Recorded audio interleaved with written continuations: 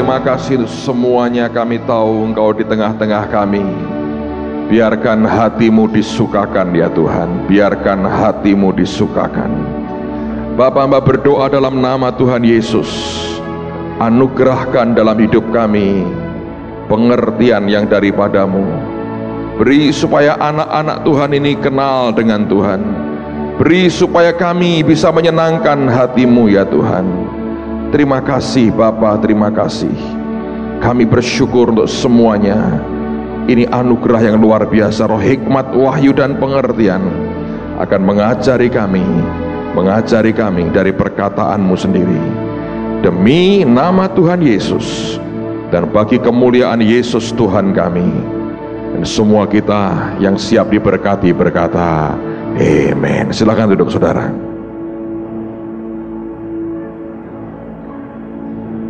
Ada pertanyaan yang paling mendasar dalam hidup kita sebagai orang percaya, yang seringkali ditanyakan setiap kali orang datang, orang bertanya, bagaimana mendengar suara Tuhan, bagaimana orang bisa mengerti apa yang dia mau. Saudara, bahkan sebenarnya lebih daripada itu. Alkitab bicara tentang kehadiran Tuhan dalam dua macam kehadiran yang berbeda. Yang pertama, dia berkata, seperti Daud berkata, kemana aku bisa lari dari rohmu? Kemanapun dia pergi sampai ke dunia orang mati pun Tuhan di situ. Ada hadirat Tuhan yang karena dia omnipresence, karena dia maha hadir. Dimanapun engkau berada, di tempat paling jorok, paling kotor pun Tuhan di situ.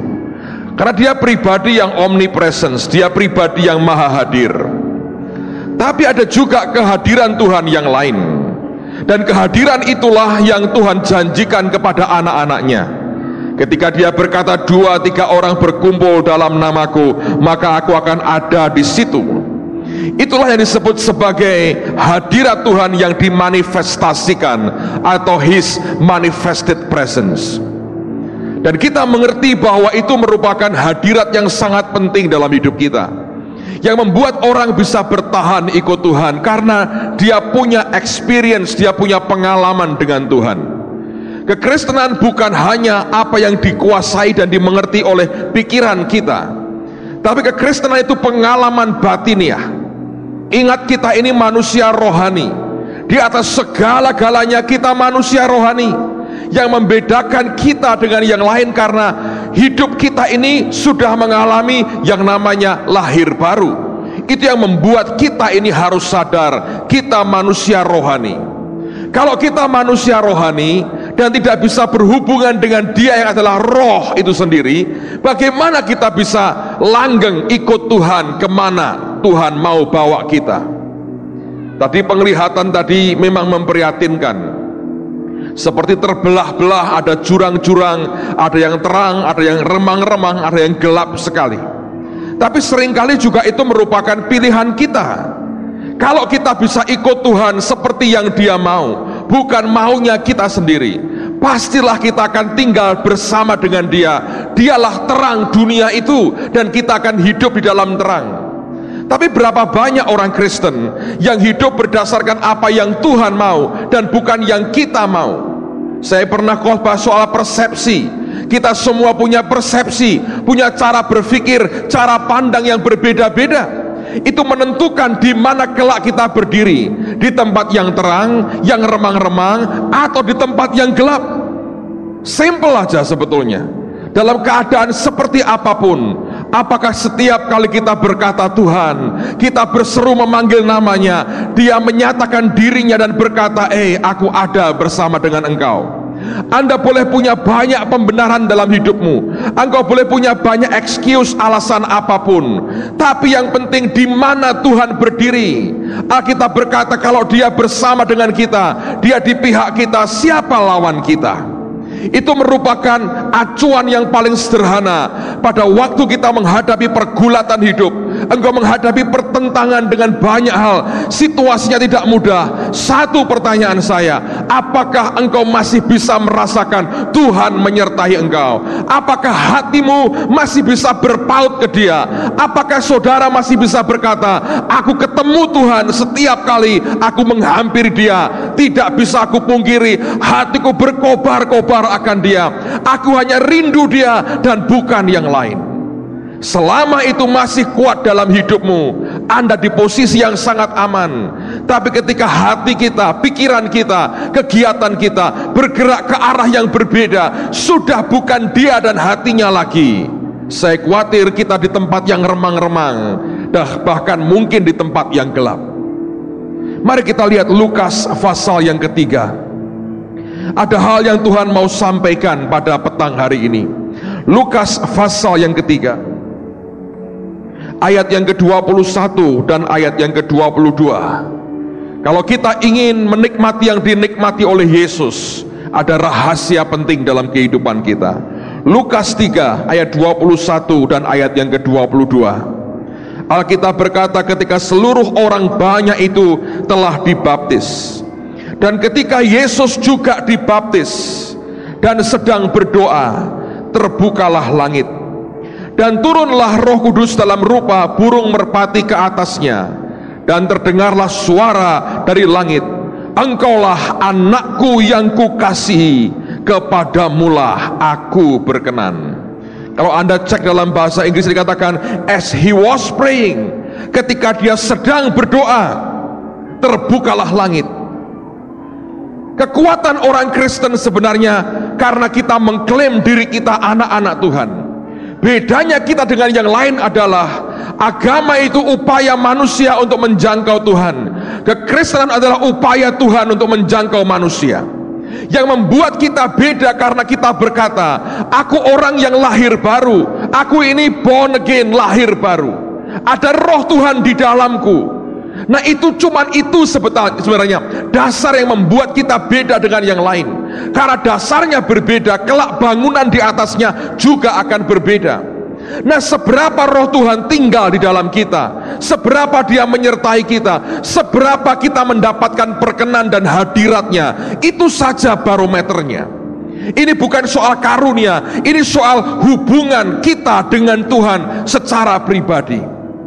Nah banyak orang Kristen punya model hubungan yang berbeda-beda kualitasnya, tapi sebenarnya Tuhan rindu kita punya hubungan karena kedekatan, karena cinta, karena kasih, karena passion kita kepada Tuhan begitu besar dan begitu ajaib.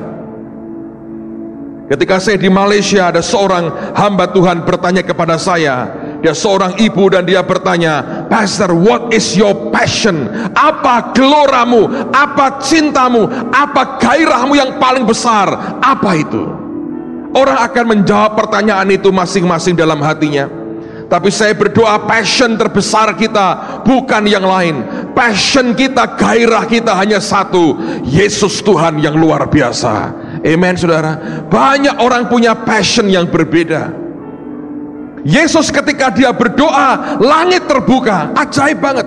Bukankah dia pola kita? Bukankah dia pattern kita? Betapa ajaibnya ketika setiap orang percaya, waktu kita mulai berlutut dan kita berkata Tuhan, dan tiba-tiba ada open heaven di atas kita, ada surga yang terbuka, dan doa kita tidak mental di atap dan kemudian jatuh lagi, tapi sampai ke hadapan Tuhan. Samuel pernah mengumpulkan orang Israel dengan cuma satu alasan, I will pray for you, aku akan berdoa buat kamu. Anda bayangkan ribuan orang kumpul hanya untuk satu tujuan, didoakan oleh Samuel. Dan itulah kekuatan yang luar biasa yang Tuhan mau berikan dan Dia sediakan buat kita. Berapa banyak orang Kristen yang mengeluh, datang kepada hamba Tuhan, kepada orang lain berkata, doakan saya, doakan saya. Kenapa? Karena setiap kali dia datang ke Tuhan, dia nggak tahu apa yang terjadi, dia nggak bisa berasa apa-apa. Dia mengaku dirinya anak Tuhan, tapi nggak pernah punya hubungan yang sebegitu rupa dengan Tuhan yang begitu rindu kepadanya. Relationship kita dengan Tuhan punya kualitas yang berbeda. Dan karena kualitas yang berbeda itu membuat kita dipisah-pisahkan sebenarnya. Ya mungkin karena kedagingan ikut campur, tapi dasarnya orang tidak pernah bisa disatukan kuat kecuali passionnya sama, geloranya sama. Saya nggak bisa kumpul dan makan dengan orang yang doyannya makan bawang mentah, bawang goreng, bawang godok, bawang rebus, acar bawang, jus bawang. Kalau itu Anda please jangan makan di depan saya, Anda nyingkir saja jauh-jauh. Walaupun mungkin saya mengasihi saudara, saya berkata, aku mengasihi engkau dalam nama Yesus, dalam roh saja, suruh berpelukan, no way. Karena saya akan muntah, bukan karena pelepasan saudara, gak tahan. Kalau kita punya passion yang berbeda, akan berbeda sih. Nah, di mana passion kita hari ini? Apakah kita punya passion yang mengarah ke Tuhan, atau kita punya passion yang mengarah kepada ego kita? Hubungan kita satu dengan yang lain terhadap Tuhan kita yang cuma satu itu bisa berbeda kualitasnya. Tadi pagi saya cerita tentang 3 anak saya. Saya perhatikan anak-anak saya juga punya kualitas hubungan yang berbeda dengan saya. Saya nggak perlu sebutkan namanya, Anda menduga sendiri, dan mungkin Anda benar, mungkin Anda salah. Tapi masing-masing punya tekanan hubungan yang berbeda, menunjukkan interestnya di mana. Ada yang satu itu aneh banget. Dia hubungannya, dia selalu kalau SMS, dia ngabari saya, dia bilang gini, aku mau sekolah, gitu. Kalau pulang, dia bilang, aku sudah pulang sekolah. Kalau malam, aku mau bobo, good night ya, gitu. Itu aja. Dia nggak tanya yang lain, dia hanya cerita tentang dirinya, dan dia tanya tentang saya. Kalau saya harus keluar kota, berangkat pagi-pagi, dia maksa minta dibangunkan. Saya ngerti dia hanya pengen lihat papahnya masuk ke mobil dan berangkat ke airport, dan sementara itu dia akan nangis. Tiap kali akan begitu. Ketika pernah sekali nggak saya bangunkan, dia jengkel banget. Kenapa papa ingkar janji? Kan janjinya mau bangunin aku, tapi kamu nangis. Nggak apa-apa, lebih baik aku nangis tapi bisa anterin papa sampai ke mobil. Itu sebuah hubungan. Seringkali saya goda dia, kalau dia lagi mau pergi, saya bilang, loh lah papa kok ditinggal di rumah? Dia balik, dia bilang, papa jangan gitu, aku jadi pikiran. Gak apa-apa ya pak ya, sebentar kok. Loh gimana? Loh papa jangan gitu pak. Anda tahu sebuah hubungan, ngerti saudara? Dan selama saya pergi kemanapun, hampir tidak pernah dia bilang oleh-olehnya, nggak pernah, nggak pernah. Yang lain lagi, beda lagi. Kalau SMS-an sama saya atau teleponan, dia cerita, bertanya begini, tadi khotbah apa pak? Tuhan hadir nggak? Kebaktiannya seperti apa? Hadiratnya oke nggak? Ada serangan apa? Dia selalu pengen tahu pelayanan saya. Dia tertarik banget dengan apa yang saya kerjakan dan Tuhan kerjakan. Dia nggak pernah pamit sekolah, ya nggak pernah. Mau tidur aja dia. Tapi kalau dia punya kepentingan, saya beritahu aku lagi seminar, doakan. Dia tanya hasilnya gimana seminarnya, papa khotbah apa, Tuhan pesan apa, ada penglihatan apa. Dia tanya banyak detail tentang kegiatan saya, pelayanan saya. Yang satu lagi hebat lagi, kalau SMS saya, wah jangan lupa oleh-olehnya ya.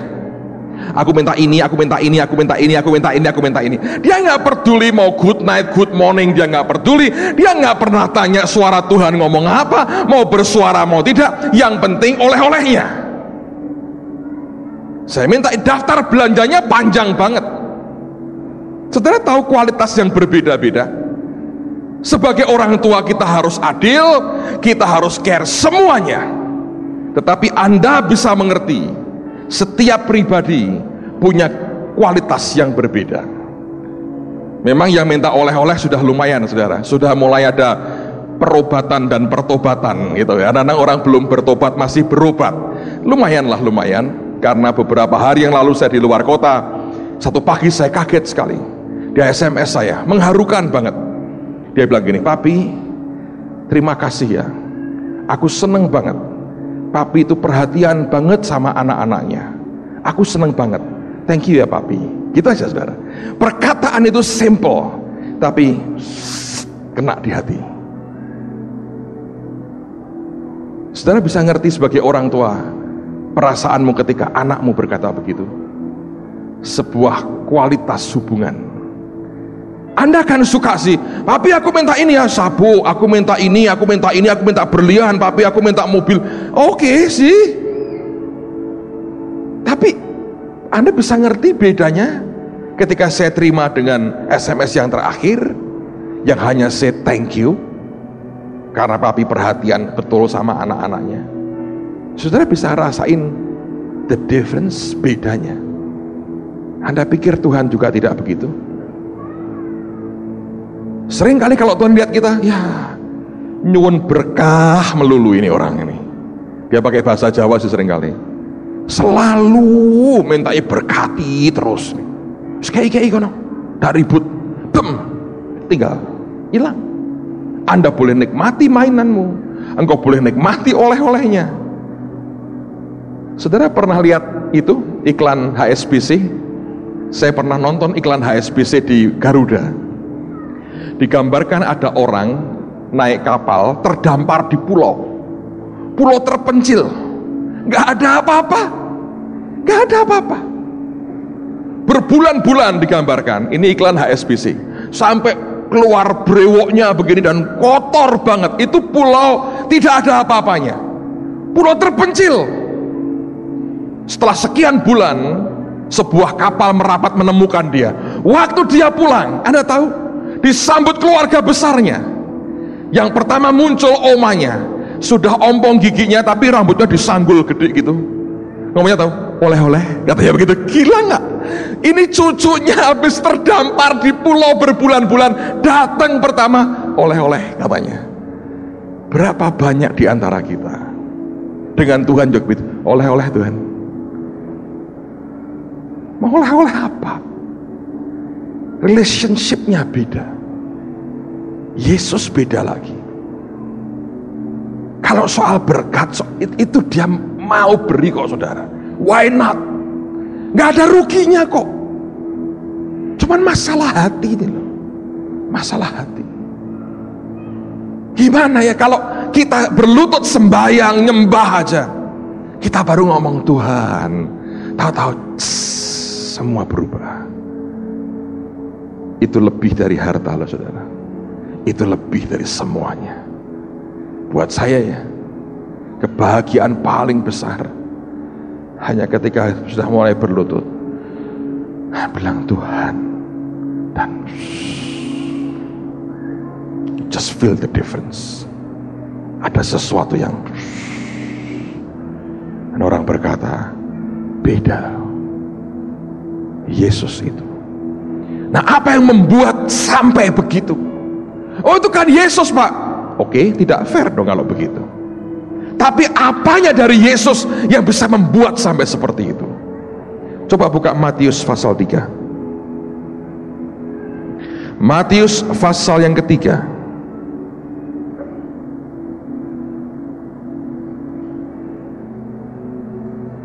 Matius 3 ayat yang ke-13 sampai dengan ayat yang ke-15.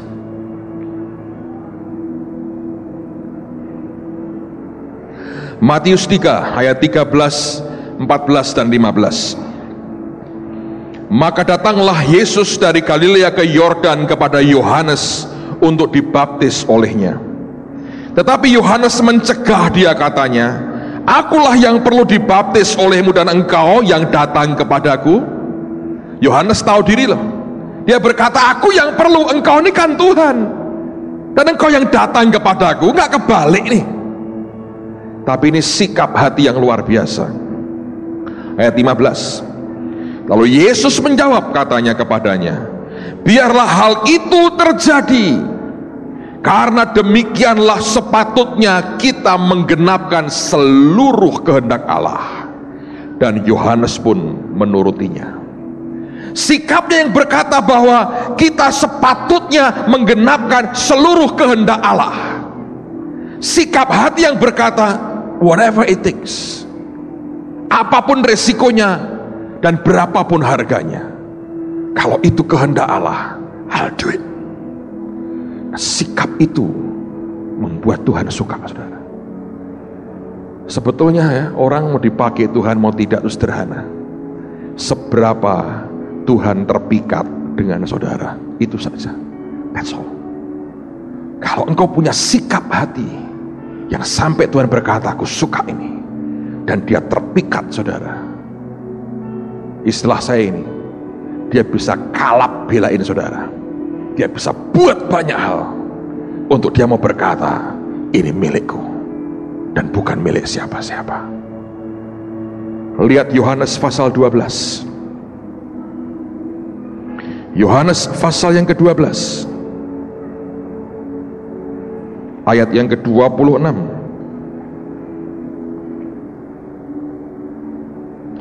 Yohanes 12 ayat 26. Barang siapa melayani aku, ia harus mengikut aku, dan di mana aku berada, di situ pun pelayanku akan berada. Jelas siapa tuannya, siapa hambanya. Hamba mengikuti kemana tuannya pergi. Barang siapa melayani aku, ia akan apa?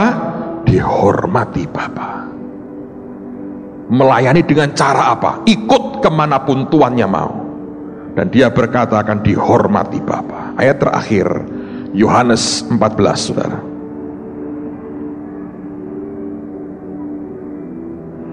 Yohanes pasal 14 ayat 21 sampai dengan ayat yang ke-23.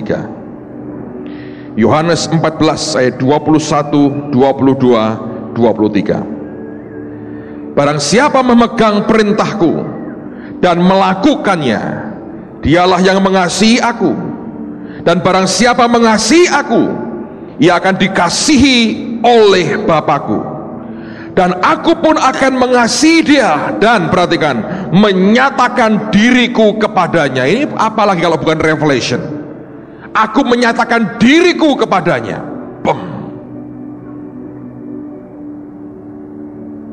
Dan ini yang Anda harus mengerti. Itu rahasianya. Yang penting jadi orang itu mau nurut. Sekalipun Anda nggak bisa ngerti, belajar nurut dengan Tuhan. Anda akan lihat sesuatu di situ. Ayat 22. Yudas yang bukan Iskariot. Gawat memang. Kalau Anda punya nama dengan orang yang punya cap jelek, itu harus dijelaskan panjang lebar. Yudas yang bukan Iskariot. Tahun lalu atau 2 tahun lalu, Indonesia digegerkan oleh seorang bernama Sumanto. Anda masih ingat itu? Orang yang makan apa? Mayat dimakan, dan itu orang katanya nggak terlalu sehat.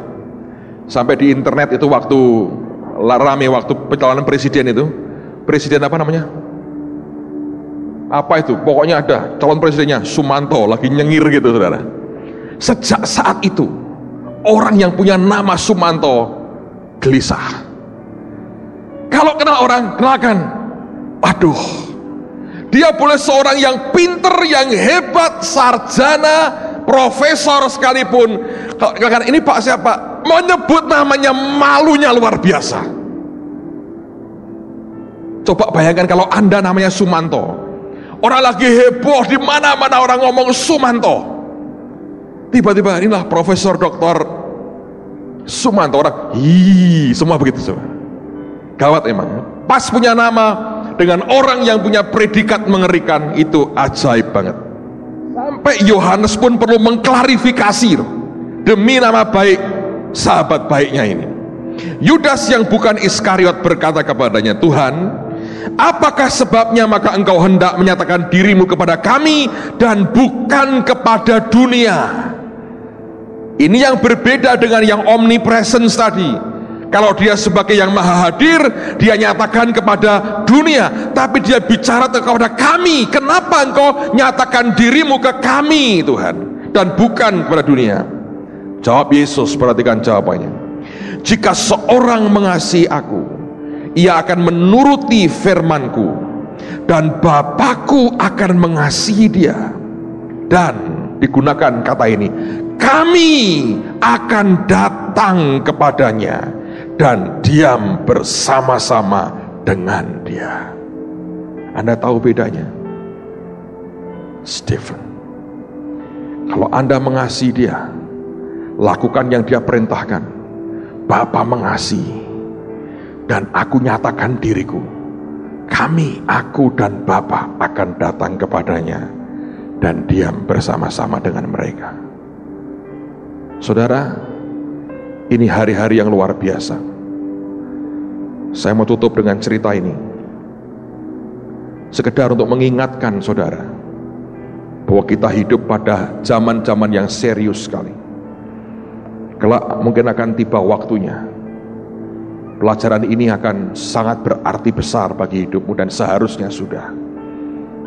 Karena seringkali di saat-saat yang paling kita tidak pernah bisa meminta pertolongan orang lain, disitulah hubunganmu dengan Tuhan secara pribadi akan menentukan banyak banget. Tadi pagi selesai kebaktian, saya ketemu dengan suami istri teman lama saya.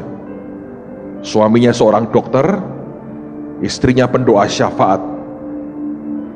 Saya masih ingat sekian tahun lalu, kami lagi mau perjalanan ke mana gitu, ke Singapura. Dia, suami istri dengan anaknya itu mau ke Amerika. Saya nggak tahu bahwa mereka tidak punya uang sama sekali, tidak punya uang. Yang saya tahu pada waktu itu, saya punya uang Singapura dolar, saya masih punya uang kalau nggak salah $500 Amerika US, dan saya mau ke Singapura. Tuhan ngomong sama saya, bawa US-mu. Saya pikir nanti uang saya Singapura dolarnya akan habis, sehingga saya perlu US dollar untuk ditukar. Saya pikir begitu. Di Cengkareng kami ketemu, saya kaget sekali. Loh, kamu kok di sini? Iya Pak. Oleh anugerah Tuhan, kami dari program apa gitu terpilih dan diberangkatkan ke Amerika atas biaya lembaga tersebut. Dia tidak ngomong apa-apa, ngobrol sebentar, dia pamitan, dia pergi. Waktu dia jalan keluar, saya masih ingat itu. Dia cerita sandalnya itu, sepatunya jebol sepatunya. Dan dia beli sandal di airport, sandal turis terus saudara, yang kembang-kembang ini. Mau ke Amerika pakai sandal turis. Saya geli aja lihat itu. Saya masih ingat itu. Dia berangkat, dia pergi. Tuhan ngomong sama saya, US-mu kasihin dia semuanya. Saya kejar dia. Saya bilang, Tuhan suruh berkati kamu. Dia baru ngomong bahwa dia tidak punya uang sama sekali. Dan itu uang berguna banget ketika di Amerika. Dia berkata, Pak, itu betul-betul Tuhan yang berikan. Kami tidak tahu tanpa uang itu jadinya seperti apa. Mereka balik ke Indonesia. Bertahun-tahun ini mereka setia melayani di kota Nabire di Papua. Mereka masuk di daerah pedalaman. Dan di situ mereka melayani suku-suku terasing. Dan mereka berkata, hanya kami ini Pak, orang Indonesia yang di daerah pedalaman. Yang lain semua orang bule, orang Amerika, orang Kanada, orang Australia, orang Korea. Tidak ada orang Indonesia masuk sampai ke pedalaman, di tempat di mana suku itu masih hidup seperti zaman mungkin ratusan tahun yang lalu. Mereka berdua datang, sebetulnya mereka janjian dengan saya sih mau ketemu, dan saya beri waktu hari ini. Karena mereka berkata, saya disuruh Tuhan ketemu dengan Bapak untuk cerita tentang Papua. Ada banyak yang dia ceritakan, dan saya mengerti ini hal yang serius. Nah, lihat saudara, mereka dibesarkan tadinya dari gereja Pak Edileo, mereka backgroundnya begitu, dan dikirim mereka akhirnya ke Papua. Saya mau cerita sebagian dari apa yang dia ceritakan, menarik sekali. Dunia roh itu nyata. Saudara tidak percaya, it's your own problem. Tapi saya mau cerita. Ini aneh, kejadiannya aneh. Ada seorang mimpi kira-kira 3-4 bulan lalu. Dalam mimpi ini, dia disuruh mertuanya nyalain TV. Ini mimpi ini. Dia nyalain TV, dia lihat gambar peta Papua. Terus ada keterangan di situ. Berkata begini, dia lihat di bagian kepala burungnya Papua itu, dia ada keterangan seperti berita. Setan menikah atau kawin dengan manusia. Anaknya diberi nama Da Silva.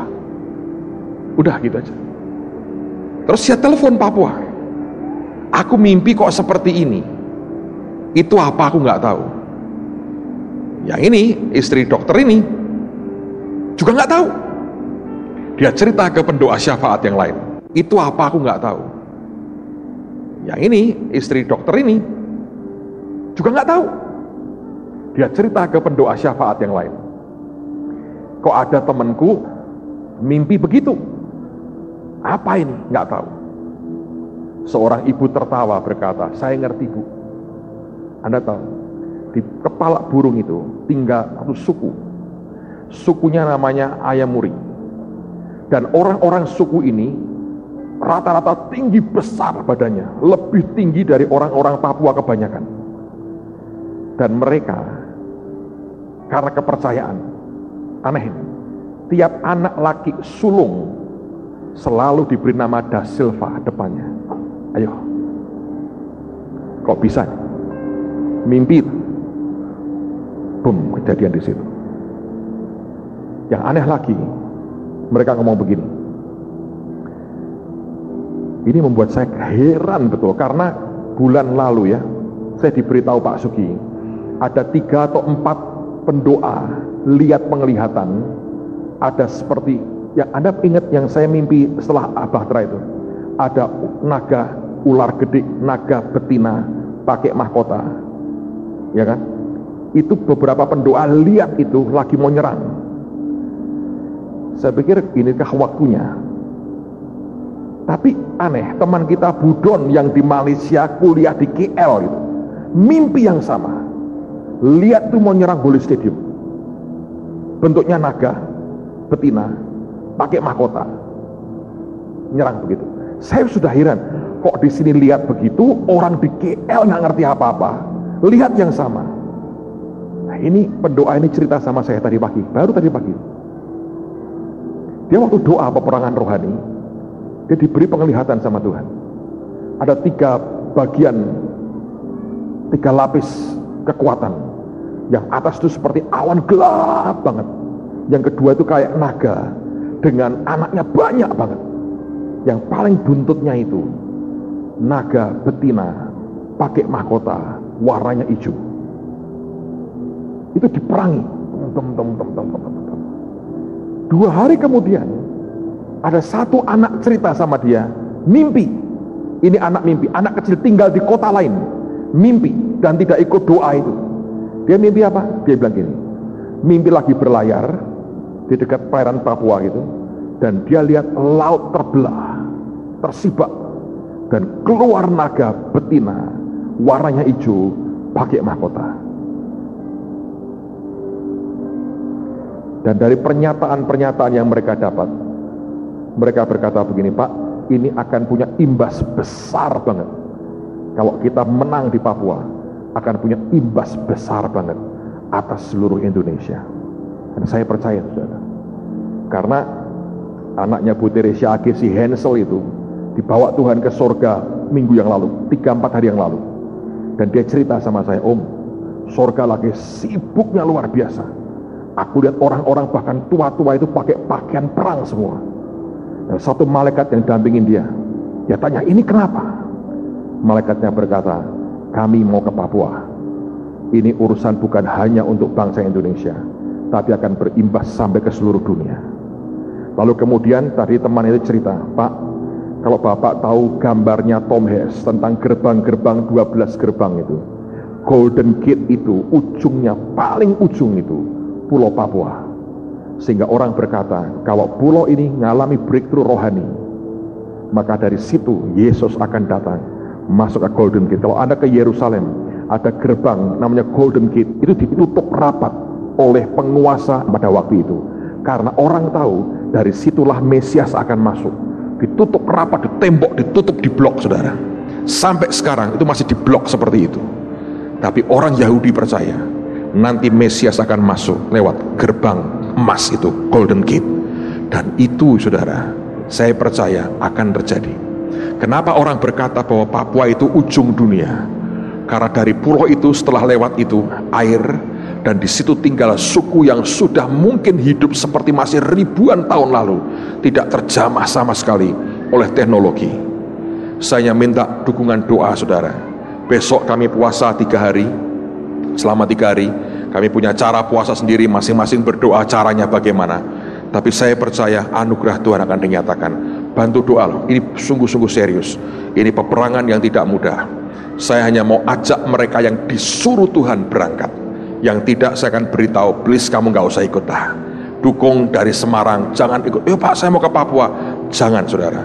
Kalau Tuhan tidak bicara kamu berangkat, saya minta jangan berangkat. Toh nanti kami akan minta Anda tidak berangkat. Kalau tidak yakin Tuhan suruh, please jangan konyol. Anak-anak juga merasa disuruh Tuhan. Saya tanya mereka one by one, kamu yakin Tuhan suruh? Yakin Tuhan suruh. Saya tanya berulang-ulang. Karena ini perangnya frontal. Dan dokter ini ngomong sama saya, Pak hati-hati loh, ini perangnya frontalnya luar biasa. Nah sekaligus dia ingatkan begini, Pak, ini spirit yang lagi ngeri banget. Yang lagi ngeri banget di Papua itu roh pengkhianatan, orang nikam dari belakang. Dia berkata kalau kita mulai perangi itu Pak, itu bisa imbas ke banyak tempat. Jadi saya mau berkata pada semua saudara, jaga hati hari-hari ini, jangan kena imbasnya. Ini bukan waktu yang main-main. Saya heran sekali mereka berdua bisa datang, mereka cerita semua detailnya. Dan dia berkata, Pak kalau Bapak masuk ke pedalaman, itu mengerikan sekali. Anda pikir gampang ganti gubernur ini saudara? Itu peperangan rohaninya, dia cerita ngerinya luar biasa. Tidak mudah loh, tidak mudah. Yang namanya sinkretisme dicampur-campur semua di situ. Tapi itu real, itulah realita. Tapi itu pulau kayanya luar biasa. Kalau mereka bisa diubah hatinya dan dibawa ke Tuhan, itu kekayaannya luar biasa loh saudara. Itu bisa membiayai Indonesia. Satu pulau itu cukup saudara. Karena itu kekayaannya luar biasa. Saya berdoa dalam hari-hari ini, biarkan hati kita terus melekat ke Tuhan. Kekuatan kita cuma satu, hubungan kita dengan penguasa, pencipta langit, bumi, dan segala isinya. Kalau itu pun Anda tidak bisa, kalau itu pun tertutup buat saudara, kemana lagi kita harus berlari? Saya berdoa miliki hati yang selalu ingin dan berkata, Tuhan, aku ingin Engkau dalam hidupku, aku ingin Engkau dalam hidupku. Amen saudara. Tutup Alkitabmu, siapkan hatimu. Yang bertugas untuk perjamuan, mari maju ke depan. Yang lain arahkan hatimu, angkat tanganmu di hadapan Tuhan. Dan Tuhan beri hati kami menghormati Engkau setiap kali.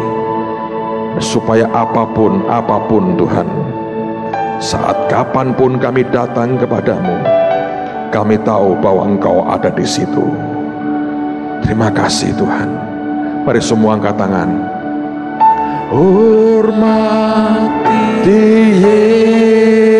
Yesus, puji Immanuel,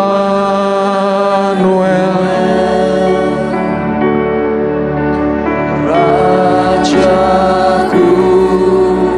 Tuhanku, bintang fajar.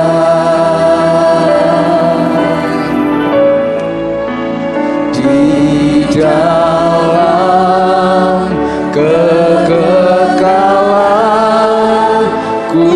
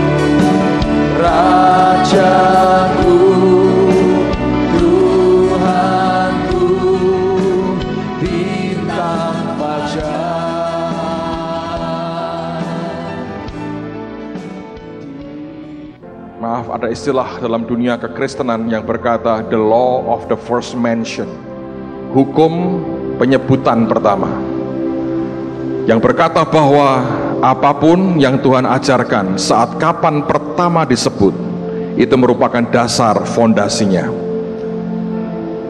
Kapan roti dan anggur ini pertama kali muncul? Secara nyata, eksplisit dinyatakan roti dan anggur. Ada kejadian yang saya mau bacakan sementara saudara menyiapkan hatimu. Di rumah nanti Anda boleh lihat di Kejadian 14. Setelah Abram kembali dari mengalahkan Kedorlaomer dan para raja yang bersama-sama dengan dia, maka keluarlah Raja Sodom menyongsong dia ke lembah Syawe, yakni lembah raja. Melkisedek Raja Salem membawa roti dan anggur. Ia seorang imam Allah yang maha tinggi. Lalu ia memberkati Abram, katanya, diberkatilah kiranya Abram oleh Allah yang maha tinggi, pencipta langit dan bumi. Dan terpujilah Allah yang maha tinggi yang telah menyerahkan musuhmu ke tanganmu. Dan lihat respon Abram. Lalu Abram memberikan kepadanya 1/10 dari semuanya.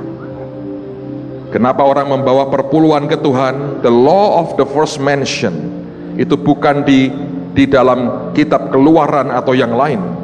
Bahkan jauh sebelum itu Abraham sudah melakukannya. Nah, ini yang saya mau ajak kita lakukan hari ini. Melkisedek gambar dari Yesus sendiri kan? Dalam Ibrani dikatakan itu merupakan gambar Yesus. Dia datang membawa roti dan anggur, dia datang membawa tubuh dan darahnya. Dan waktu dia datang, dia menyambut Abram setelah dia mengalahkan musuh-musuhnya. Artinya itu sambutan kepada orang yang sudah menang dalam peperangan. Malam hari ini mari dengan iman terima tubuh dan darahnya sebagai orang yang sudah menang. Bukan orang lagi yang bergulat untuk kemenangan, tapi orang yang mau percaya, aku sudah menang, aku sudah mengalahkan si jahat, aku telah mengalahkan dagingku dan pergulatanku. Sehingga dia datang menyongsong kita di lembah raja, lembah Syawe, dan dia berikan roti dan anggur. Kita makan dengan pengertian bahwa aku disambut oleh imam yang maha tinggi, Yesus sendiri, imam besar agung itu. Dan dia mau berkata, kamu sudah menang nak, kamu sudah mengalahkan yang jahat, kamu sudah menyalibkan dagingmu sendiri, aku sambut engkau di lembah raja, lembah Syawe. Dan biar juga malam hari ini respon kita benar kepada dia yang memberikan roti dan anggur ini. Kepada dialah kita mengembalikan 1/10 dari semuanya, bukan dari sebagian, dari semuanya. Kenapa Anda memberi keperpuluhan? Karena engkau mengakui Tuhan yang memberkati engkau, Tuhan yang membuat kita berkemenangan. Orang yang tidak mau mengembalikan itu, mau berkata, kemenangan dari aku sendiri, bukan dari Tuhan. Tapi ketika Abraham diberkati oleh Melkisedek, Allah yang maha tinggi, El Elyon, telah memberi kamu kemenangan, menyerahkan musuhmu dalam tanganmu. Dia mengaminkan itu, dia memberikan 1/10 dari semuanya.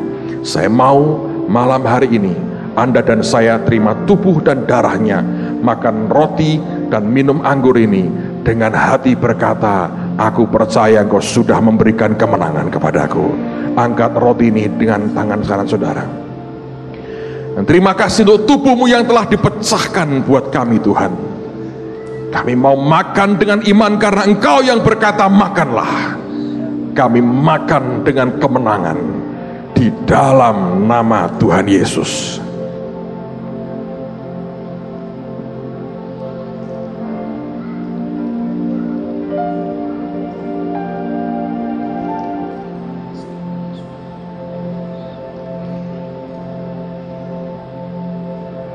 Terima kasih untuk darahmu, darah perjanjian baru, kau berikan kehidupanmu kepada kami. Dan kami juga minum dengan kemenangan daripadamu. Kita minum bersama dalam nama Tuhan Yesus. Hormati Yesus,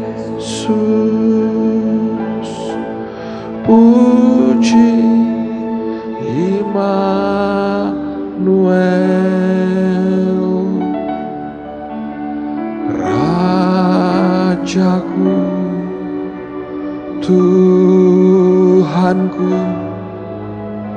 bintang fajar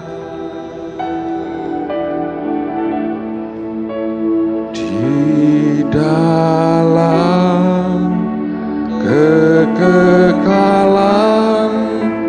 ku puji Dia,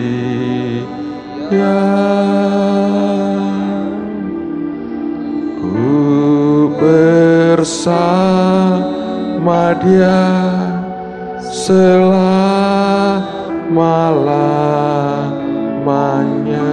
Katakan lagi, hormati Dia, hormati Yesus, puji Immanuel. Thank you Lord. Rajaku, Tuhanku, bintang fajar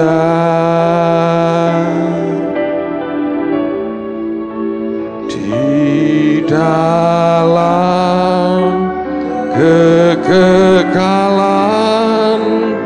ku puji Dia, ku bersama Dia selama-lamanya. Ada di antara saudara yang selama ini engkau tidak pernah lihat penglihatan atau mendengar suara Tuhan, tapi sore ini Tuhan buka mata rohanimu, engkau melihat sesuatu, engkau mendapat pesan Tuhan. Mari maju cepat saudara, sampaikan. Selama ini Anda tidak pernah lihat, tidak pernah dengar, Anda kepingin itu, dan selama ini engkau tidak pernah ngerti soal itu juga, tapi malam ini jelas banget Tuhan tunjukkan sesuatu dalam hidupmu.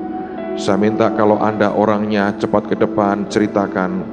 Jangan sampai pemberian Tuhan itu sia-sia dan hilang. Kalau Anda merasa saudara orangnya, selama ini kau belum pernah terima penglihatan atau mendengar suara Tuhan, tapi malam ini engkau mendengar Tuhan bicara jelas banget dalam hidupmu. Saya minta dengan hormat Anda maju ke depan, sampaikan pesan Tuhan ini. Ini penting buat setiap kita. Sementara yang lain terus arahkan hatimu kepada Tuhan. Tuhan bilang tuh seorang pria yang hari ini Tuhan buka sesuatu, engkau mendengar atau engkau merasa sesuatu Tuhan bicara. Ayo, siapa pria itu? Pria dan Tuhan berkata dia tunjukkan sesuatu. Dan dia berkata sampaikan, sampaikan, sampaikan. Dan Tuhan berkata duduknya di baris-baris depan, bukan di belakang.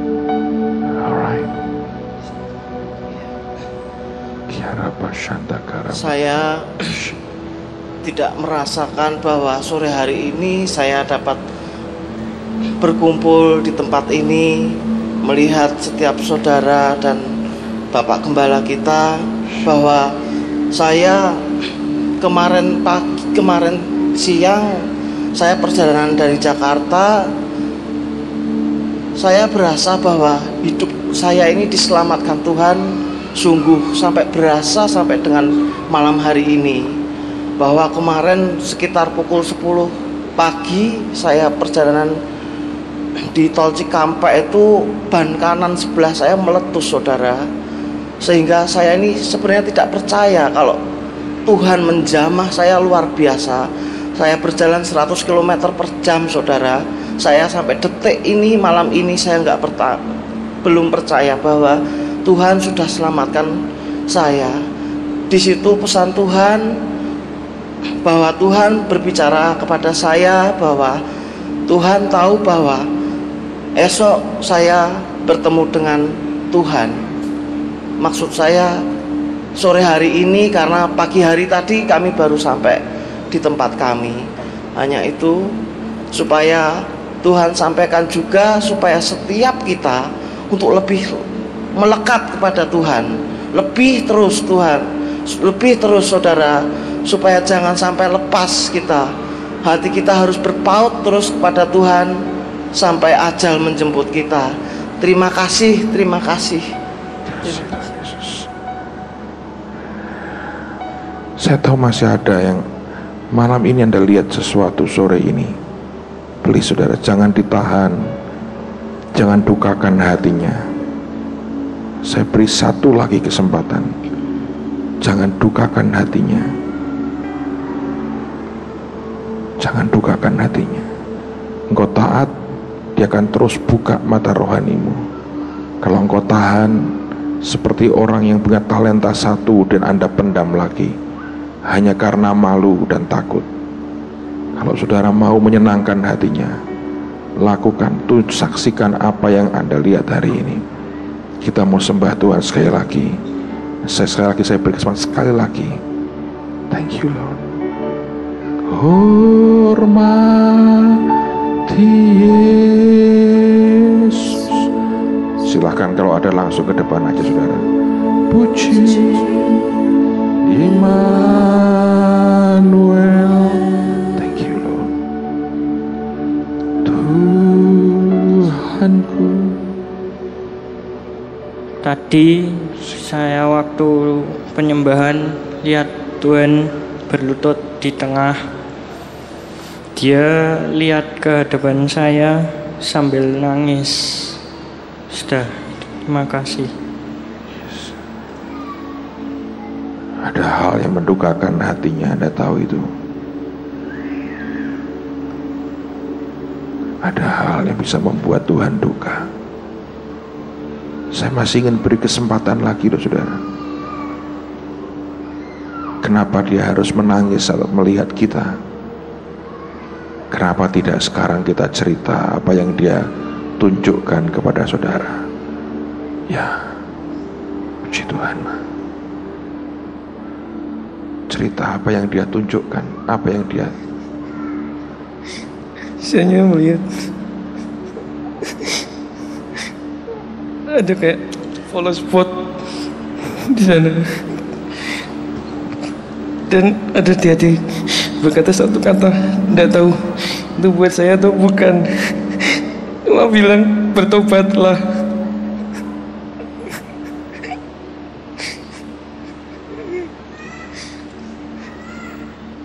Thank you. Thank you.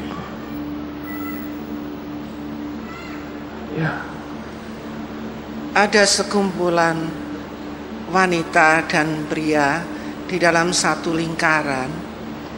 Kemudian lingkaran itu agak berlapis, artinya tidak satu lingkaran, artinya ada beberapa lingkaran. Kemudian ada sinar yang menyinari itu, dan di atasnya ada burung merpati. Ada beberapa yang semakin erat di dalam lingkaran itu, menjadi suatu ikatan yang luar biasa. Ada beberapa yang agak tercerai-berai.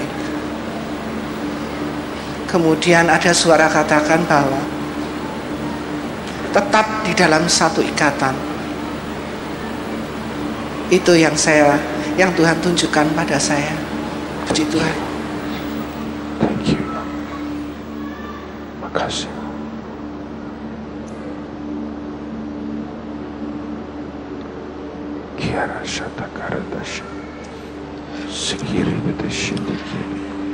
Jarang kali buat saya untuk melihat penglihatan. Tapi di dalam beberapa minggu ini saya mengalami banyak sekali penglihatan.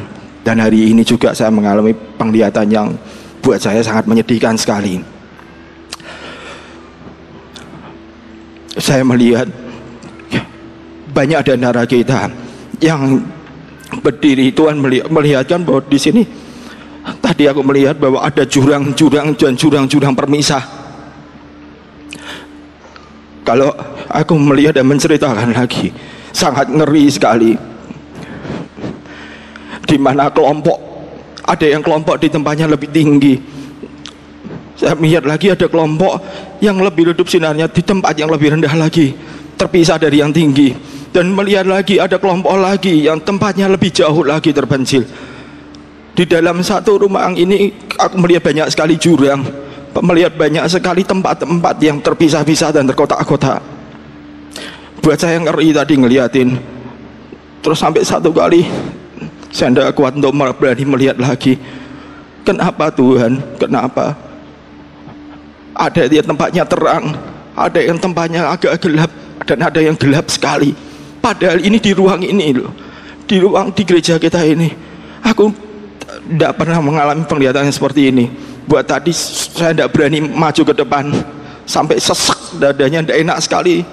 Terus akhirnya cuma saya berani memacu depan untuk berani berkata, berani memberikan kesaksian ini. Tapi buat saya sesek sekali, dada saya terasa sesek sekali. Pada waktu saya, Tuhan, saya tidak berani, saya tidak mau ngomong di depan, saya tidak mau Tuhan. Tuhan hanya bilang dia bersedih karena terjadi banyak di antara anak kita yang sakit hati dan benci di antara saudara-saudara kita yang ada di sini. Dia bilang bahwa yang duduk bersama belum tentu saling menyayangi, yang duduk bersama belum tentu saling mencintai. Tuhan tidak pernah ngomong seperti ini sama saya. Tapi buat saya menyampaikan seperti ini sangat membuat saya tidak bisa bicara lagi. Apa artinya ini semua? Tapi yang diperlihatkan Tuhan itu hanya Tuhan bilang, kalau yang duduk di sebelahmu itu belum tentu kau mengasihi dan menyayangi dia. Itu yang membuat hati Tuhan sedih. Ada yang di dalam rumah ini saling membenci, Tuhan bilang saling memusuhi. Tuhan juga bilang kita ini tidak satu ikatan lagi. Itu yang membuat hati Tuhan sangat bersedih sekali. Terima kasih. Thank you. Karata shikin kiamata karana santa. Kiarata sinti kianata konomushi. Kireta shiti kiarana. Sekiara, tetap arahkan hati ke Tuhan.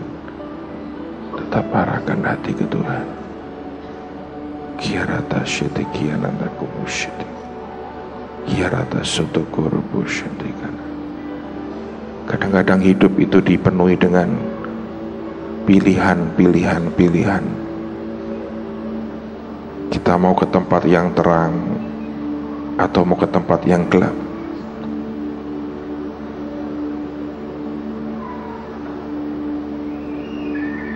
Tuhan, beri kami hati yang memilih di tempat yang paling terang, di tempat di mana Engkau ada.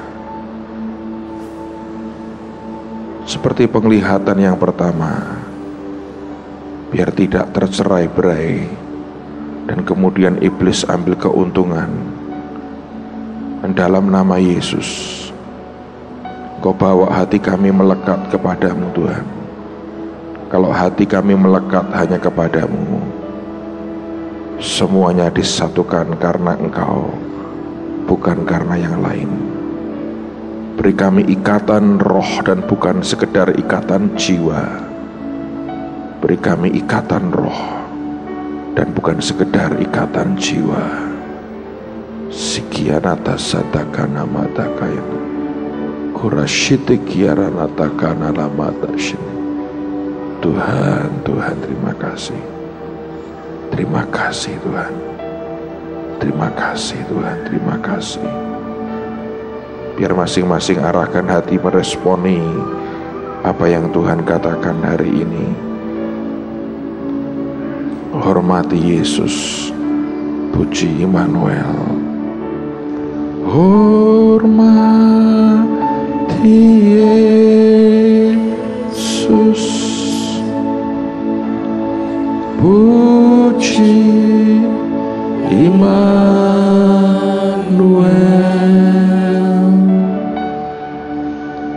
Rajaku, Tuhanku,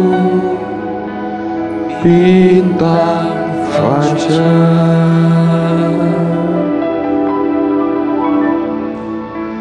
di dalam kekekalan, ku puji Dia, ku bersama selama-lamanya. Katakan lagi, hormati Yesus. Hormati Yesus.